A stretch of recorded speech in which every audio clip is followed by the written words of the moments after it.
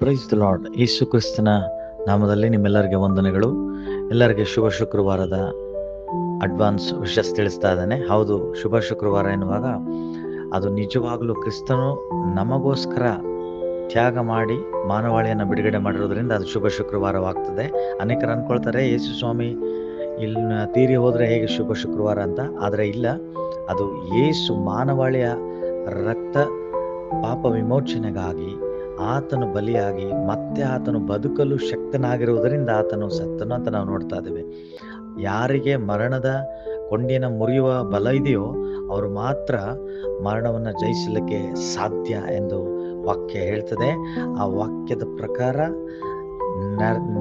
ನಡೆದು ನೆರವೇರಿಸಿದಂಥ ಯೇಸು ಕ್ರಿಸ್ತನನ್ನು ಮಹಿಮೆಪಡಿಸುವಂಥದ್ದು ಶುಭ ಶುಕ್ರವಾರವಾಗಿದೆ. ಪ್ರತ್ಯೇಕವಾಗಿ ಈ ಶುಭ ಶುಕ್ರವಾರ ವಿಶೇಷತೆ ಏನೆಂದರೆ, 2000 ವರ್ಷಗಳ ಹಿಂದೆ ಯೇಸು ಸ್ವಾಮಿಯನ್ನು ಶಿಲುಬೆಗೆ ಹಾಕಿದಾಗ ಇದ್ದಂಥ ಅದೇ ದಿನ, ಅದೇ ತಾರೀಕು ಈಗಲೂ ಬಂದಿದೆ. ಮತ್ತೆ ಅದನ್ನು ನಾವು ನೋಡ್ತಾ ಇದ್ದೇವೆ. 3-4-33 AD ಯೇಸು ಕ್ರಿಸ್ತನನ್ನು ಶಿಲುಬೆಗೆ ಹಾಕಿದಂಥ ಸಂಗತಿ. ಆದರೆ ಈ 3-4-2026 ನಾವು ನೋಡ್ತಿರುವಂಥ ಈ ಒಂದು ಶುಭ ಶುಕ್ರವಾರ ಸಹ ಅದೇ ವಿಶೇಷತೆಯನ್ನು ಒಳಗೊಂಡಿದೆ.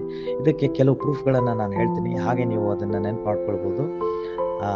ಮೊದಲನೇದಾಗಿ, ಆ ಒಂದು ಸಮಯದಲ್ಲಿ ಮಹಾಯಾಜಕನಾಗಿ ಕೈಫನು ಅಧಿಕಾರದಲ್ಲಿದ್ದ ಅಂತ ನಾವು ನೋಡ್ತಾ ಇದ್ದೇವೆ. 18-35 AD ಹಿಸ್ಟ್ರಿ ಹೇಳ್ತದೆ ಇದನ್ನು. ಆ ನಂತರ ಪೊಂಟಿಯಸ್ ಪಿಲಾತನು, ಆತನು ಸಹ ಯುದಾಯದ ಒಂದು ಗವರ್ನರ್ ಆಗಿದ್ದ ಅಂತ ನಾವು ನೋಡ್ತಾ ಇದ್ದೇವೆ. ಆತನು ತನ್ನ ಒಂದು ಬಯೋಗ್ರಫಿಯಲ್ಲಿ ಬರೀತಾನೆ, ಯೇಸು ಕ್ರಿಸ್ತನ ಒಂದು ಮರಣದ ಚರಿತ್ರೆಯನ್ನು ಬರೀತಾನೆ. ಆಮೇಲೆ ಮರಣದ ಶಿಕ್ಷೆನ ಅಮಲು ಮಾಡಿದಂಥ ಗವರ್ನರ್ ಈತನೇ ಆಗಿರೋದ್ರಿಂದ ನಾವು ಯೋಹಾನ್ ಸುವಾರ್ತೆ 19 15-16 ವರ್ಷದಲ್ಲಿ, ಲೂಕನ್ ಸುವಾರ್ತೆ 23-24 ವರ್ಷದಲ್ಲಿ ನೋಡ್ಬೋದು ಇದನ್ನು. ಆ ನಂತರ ಇದು ಪಸ್ಕಾ ಹಬ್ಬದ ಒಂದು ದಿನವಾಗಿತ್ತು. ಪಸ್ಕಾ ಹಬ್ಬ ನಡೆದಿತ್ತು ಅನ್ನುವುದಕ್ಕೆ ಸೂಚನೆ ಆಗಿತ್ತು.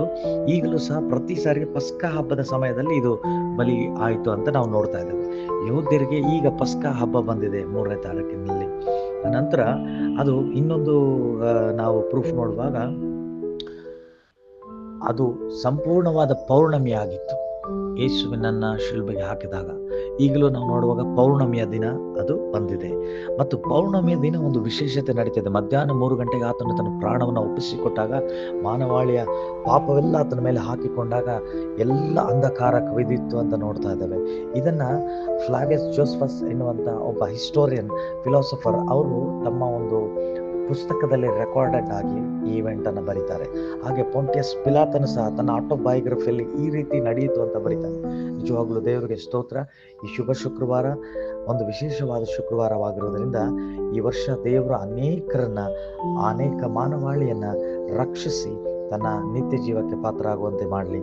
God bless you all.